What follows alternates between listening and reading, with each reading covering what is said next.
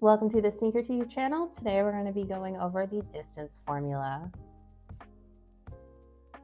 So we're going to find the exact distance between a pair of points. I have point A as 5, -5, and B, -2, -1.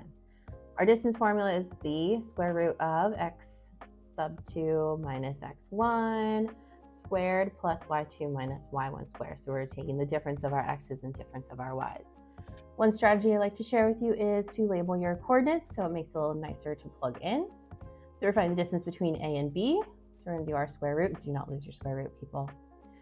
x2 is -2 minus x1, which is 5 squared, plus y2 -1 minus a -5 squared.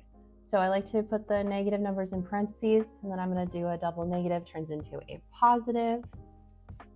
All right, so make sure you rewrite your square root so you don't lose it along the way. -2 minus 5 gets us -7 squared, plus -1 plus 5 is 4 squared. We're going to evaluate our squareds. So we get 49 and we get 16. Next step is to add them together and we get 65.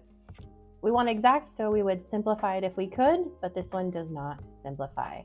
So remember, when you're doing distance formula, work inside out. We're going to do inside our parentheses and then our exponents, and then we're done. So our final answer for the distance between A and B is the square root of 65 units. And I'm your sneaker teacher. Thanks for watching. Drop a comment below if you've got questions or want another problem. Don't forget to subscribe, keep your kicks fresh, and stay irrational.